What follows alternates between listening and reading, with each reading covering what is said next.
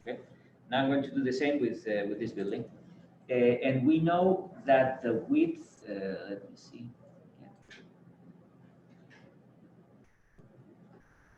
The length is 148, and this is 174.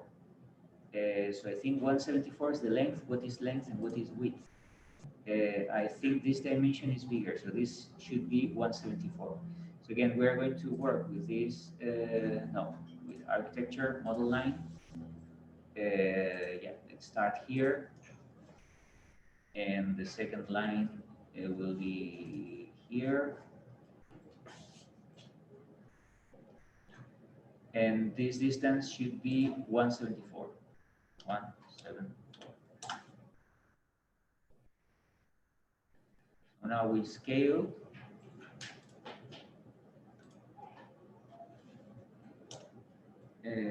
This would be the first point. This would be the second, and that would be the third. Okay. And now this should be 174. It is 174.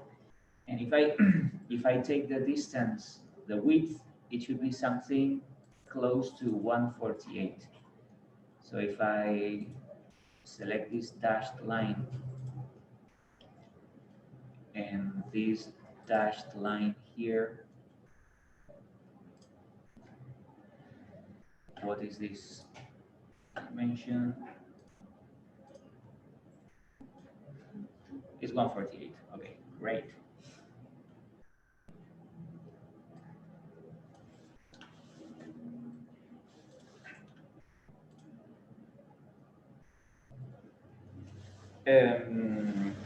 In this case, we have something that we don't have in the other building. We have topography. So this is one of the bones because here we have to model the topography, and it's a dramatic topography because we are at the top of a mountain, and as you can see, we are going down and we are going down this way. Okay, but I think we will work with topography at the end. First, we will work with the structure and all that stuff. And finally, when the building is done, well, the roofs, the walls, the structural elements, with everything is there, then we will start working with the topography, because the topography will make the file very heavy. Okay, so I want to have a light file to work with all the details, the callouts, and then at the end, for the final presentation, we will work with the topography. In the other building, in this building, we don't need the topography because we have a flat, yeah, this is flat, so we don't have to work with the topography here. Okay, so now there are a lot of grid lines here. We don't have as many grid lines as before.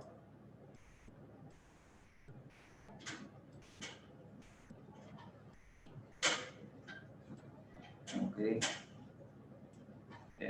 So I want to move this.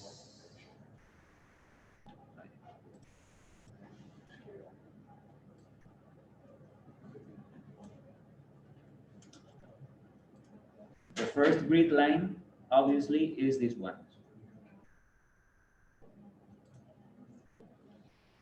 Okay, so that would be grid line number 1. This is the grid line number 2, so we have to move it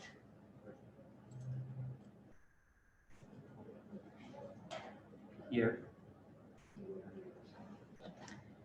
The number 3 is this wall here. We move it here.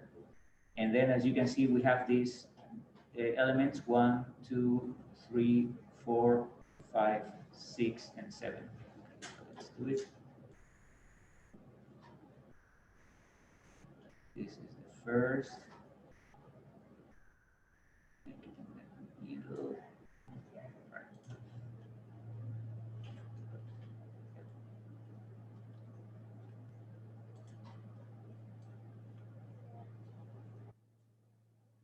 This, then copy. Now copy now. Move this one.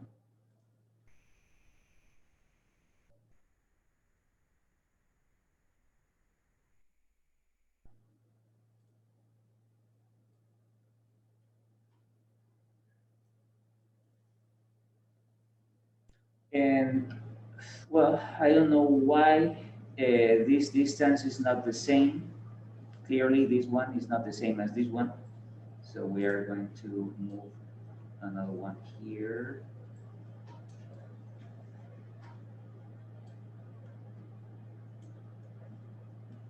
And this one there. What I would do, yeah. So instead of moving this, I'm going to copy this one because these two distances should be the same. This and this. And this one, it's not.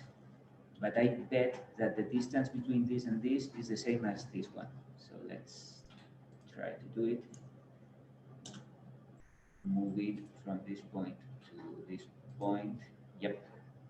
And then the next one is here as well.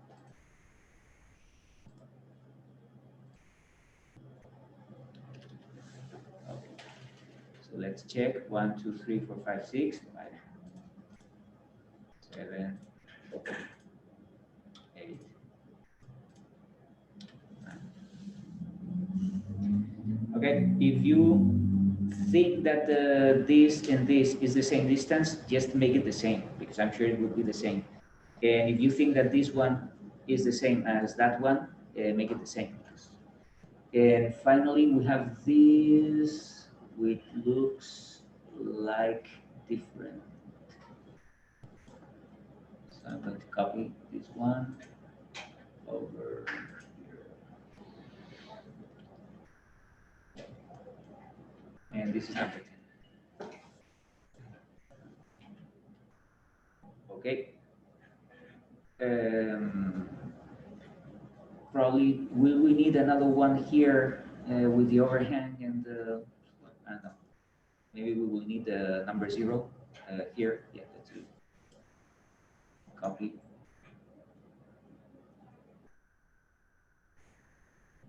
It can be where the overhang is, and we can call it 0.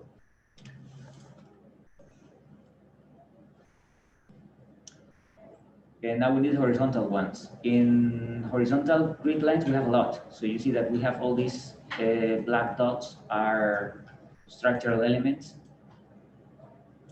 So we can start here.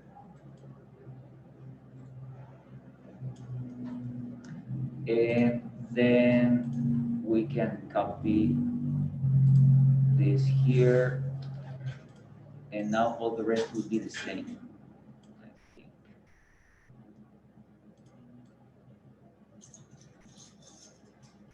So, what is this? Annotate. 8 feet 7 inches.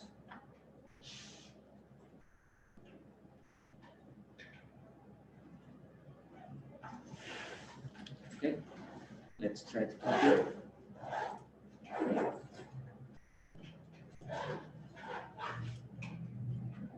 Oh.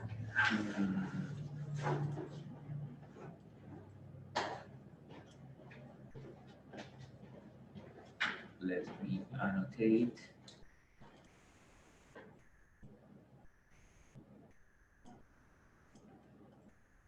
8 2 inches. Yeah, probably here. Yeah, I have taken this. So I'm going to delete the first one, and then I'm going to copy this one here at the same distance.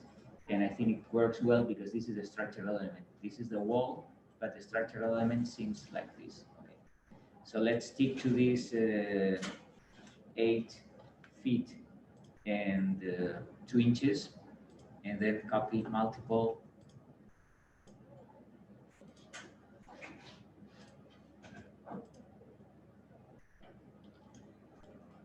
I think I can delete.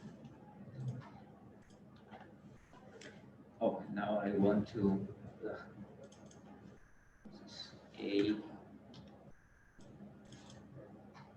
B, C,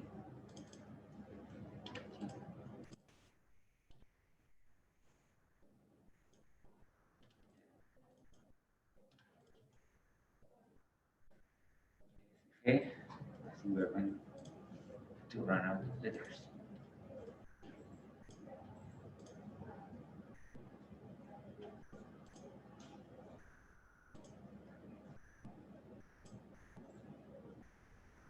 Okay, that's interesting because here,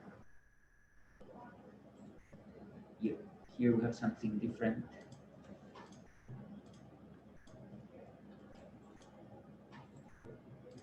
Okay, we have a module here that doesn't match with others. I'm going to move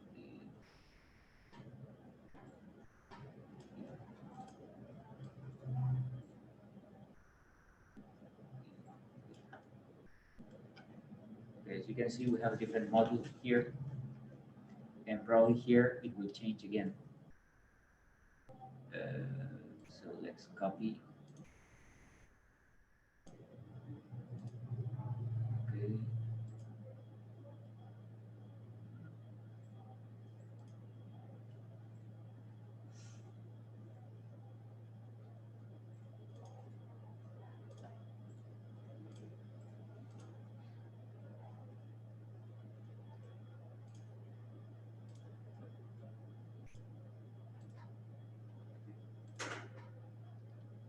Okay, there's another feature that I think I showed you.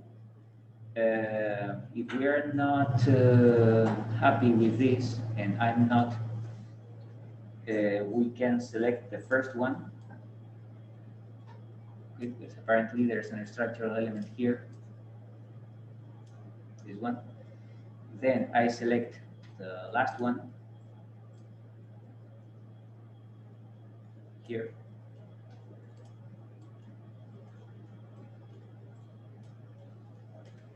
Then I select annotate.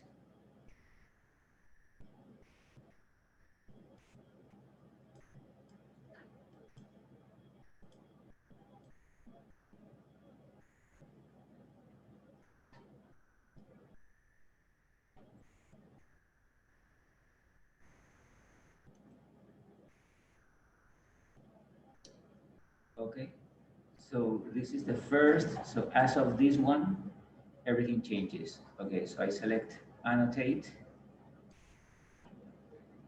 align. I click on all these elements. The distances are different. And then I click EQ, and now all the distances are the same.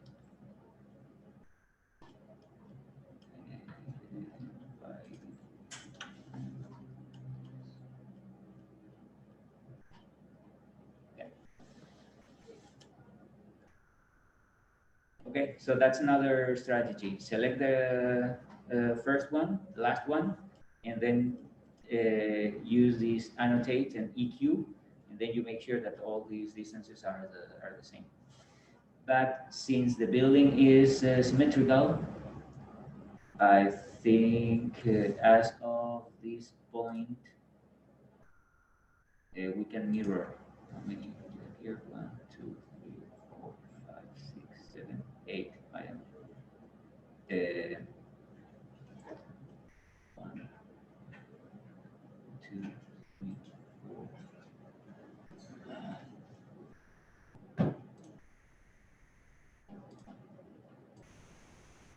Okay, so I need a mirror line here in the middle, and now I can select all these grid lines, mirror,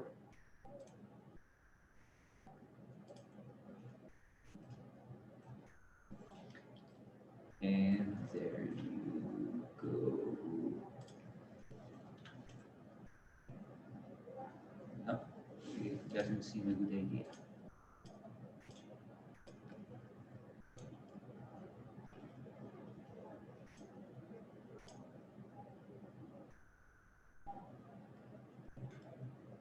Okay, now I copy.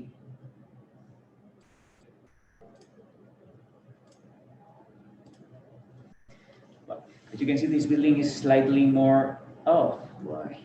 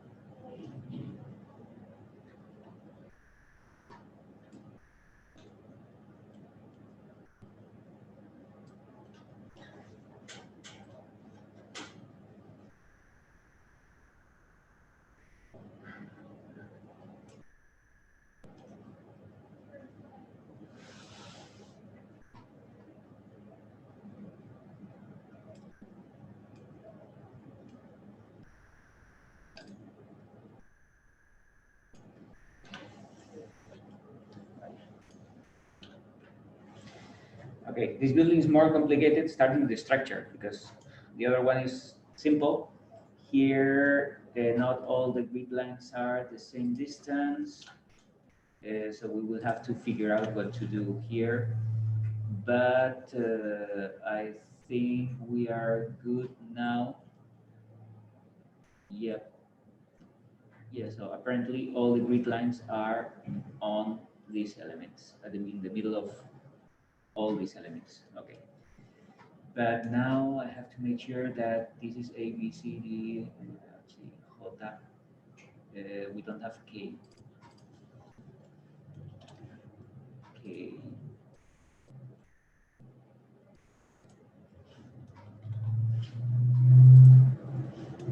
L.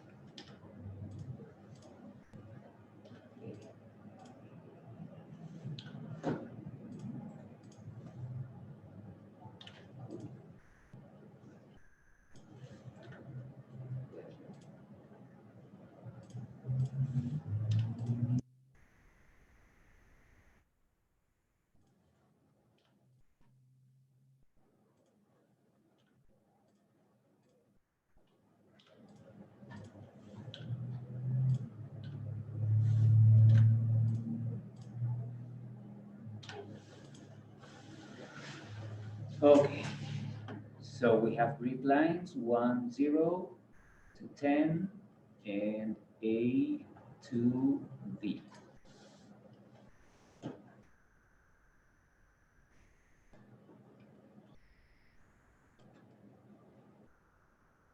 Okay. Let me look at the 3D view. On the 3D view, we don't see the grid lines. It's a shame. But let me check that in all the rest of the levels, we do see the grid lines. Yep. And now we have to adjust the levels. Can we do that? Let me see.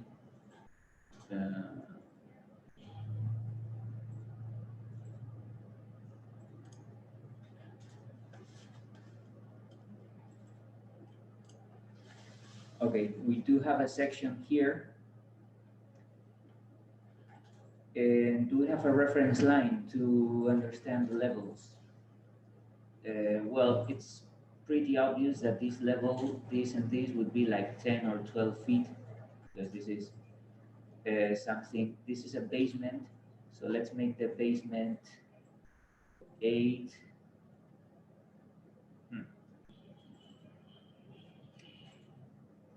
Uh,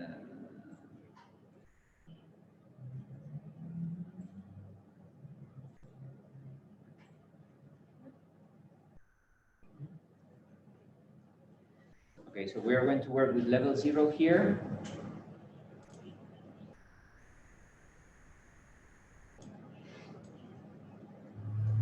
So this one is going to be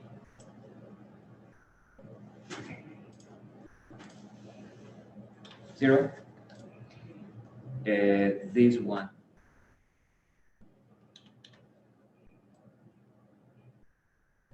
Let's make it -10.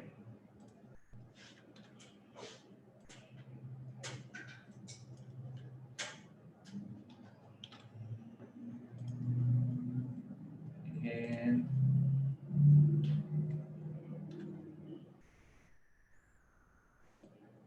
that one would be 10.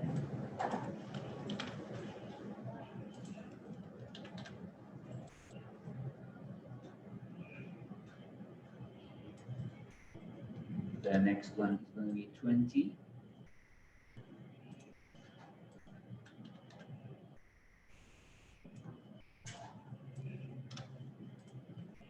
And then the roof, well, we will make it up.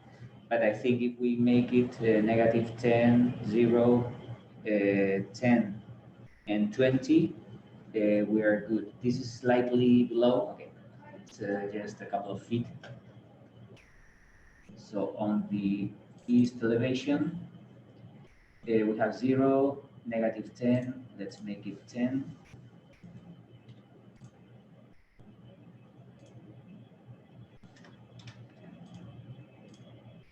So that would be 10. Yes, and that would be 20.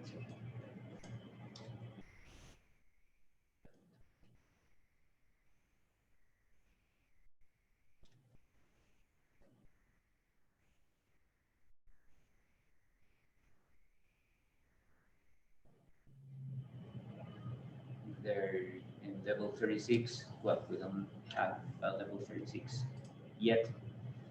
Then we will make up the height, the total height of the roof. Yeah, we will make it later. But so far, we can start modeling all this. In the other building, we don't need, well, we do need levels, but basically we have one, and we have this is a crawl space, so this is not 10 feet. So this can be, what is the height of a crawl space? 3 feet or 3, 4? Okay, so you can have level 0 and level -4 if you want.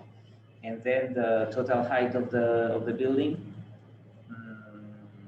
well, if we know this distance now, because we have the grid lines, we can make up the height of the building. It's not important, but I think we are all set to start both buildings.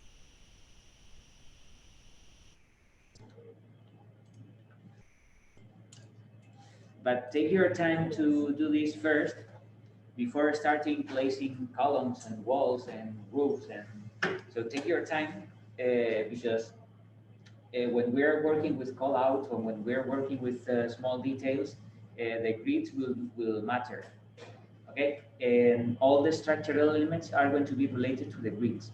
So it's very important that columns and especially at the intersection, we have elements. So at each intersection, there should be some structural element because that will simplify the design a lot, especially when we take sections or we are working with call-outs.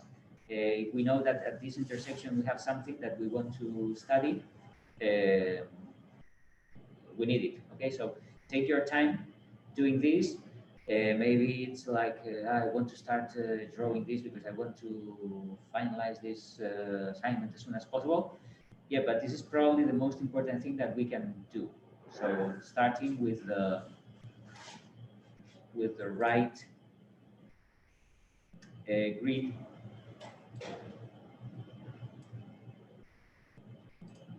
Okay, and if we have the right grid, then everything will be much easier. And the next thing we can start doing now is just wood laminated.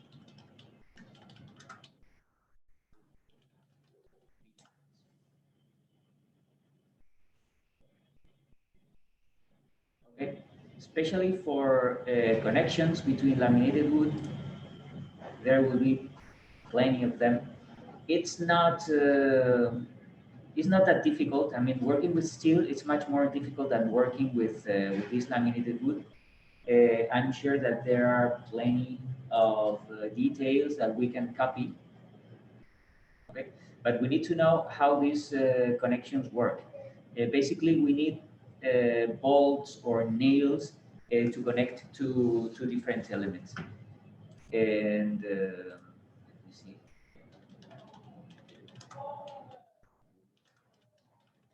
Steel connect. Yeah.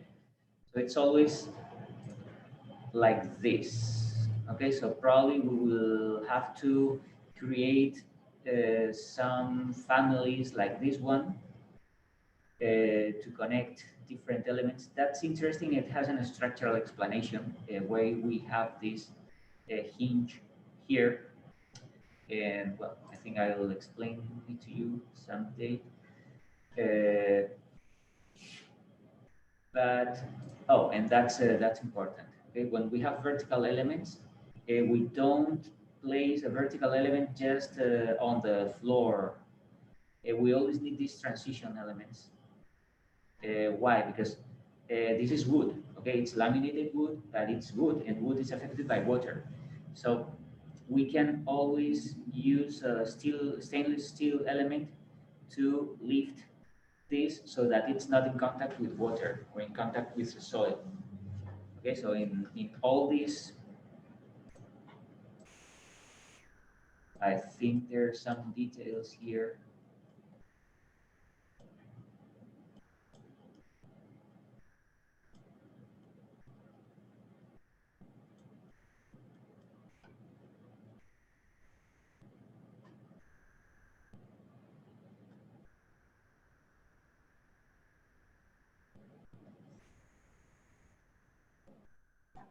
Yeah, so you see, there is always a gap. This is a concrete element, so the wood is never touching the floor.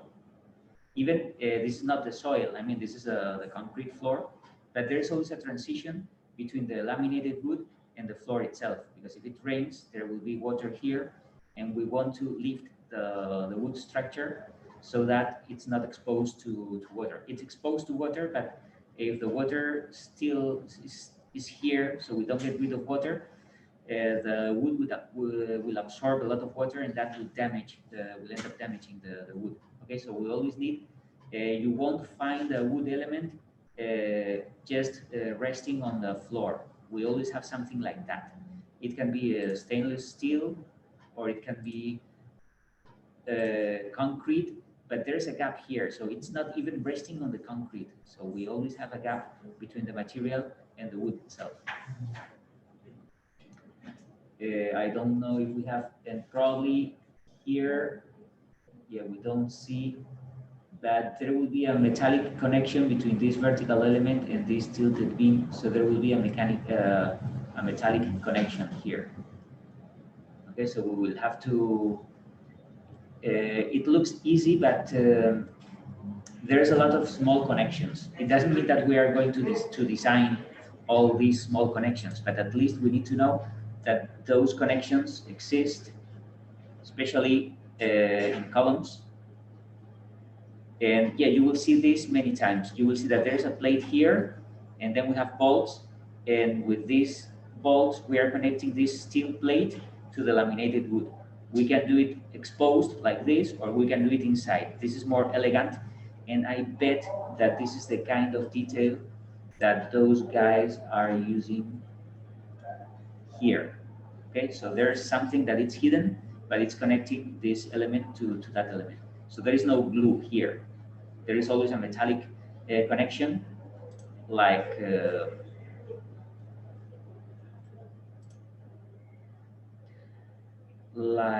yeah, like this one.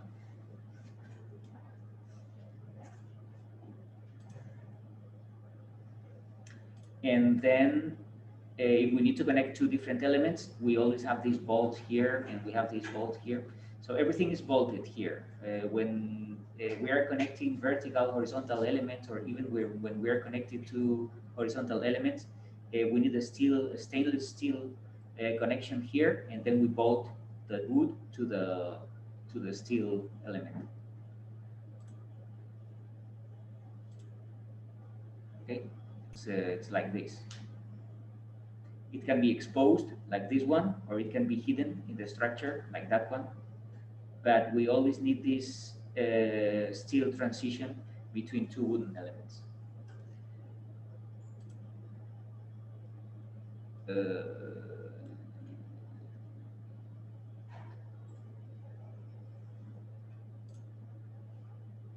This is a corner.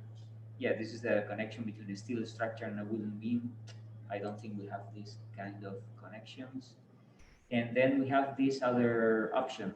We can use steel plates, and then if we can create a wooden truss, we can bolt. So we have this element, this steel element that connects different wooden elements, and then everything is bolted. This is too much, I think. We're not going to use this kind of details.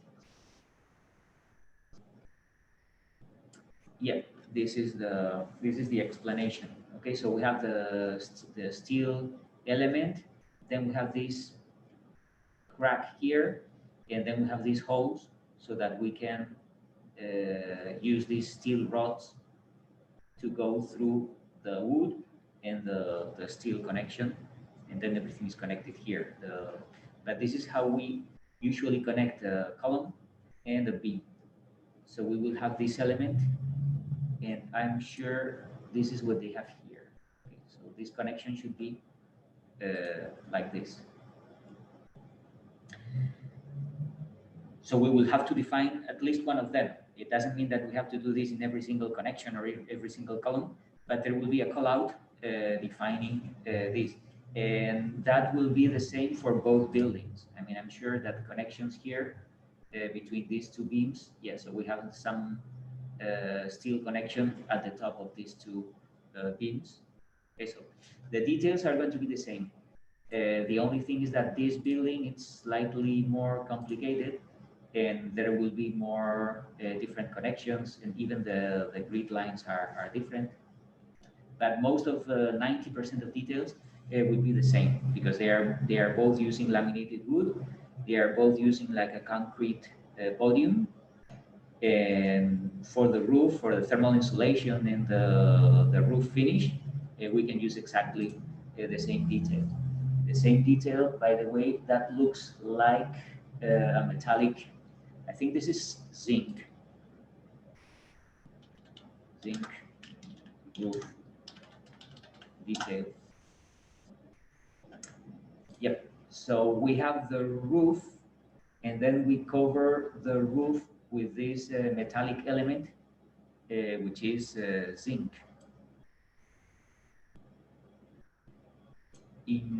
So this grayish metal, it's made of this material, zinc.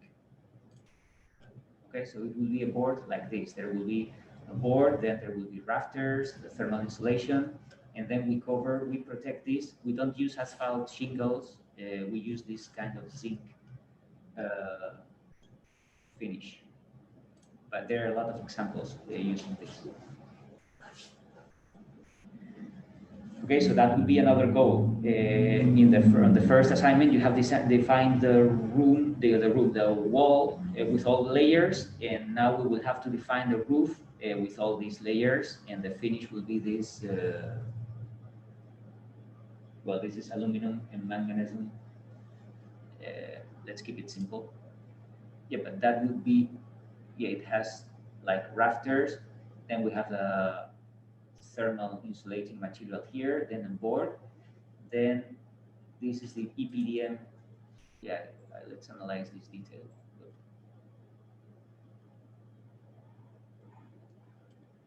Yeah, this one. Okay, so this is a wood rafter. The yellowish thing is the thermal insulation. Then we have an air chamber here, an air cavity. Then we have a board. This black stuff is the EPDM, so this is the waterproofing layer. And then we have the zinc protecting everything. Okay, so at the end, you will have something like this defining both roofs, because the roof here and the roof there, probably they have the same detail.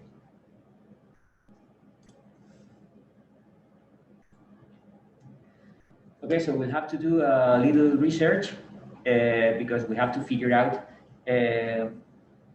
what these details look like, because we won't find this information on the internet. We won't find the detail between this and that, so we will have to make something up.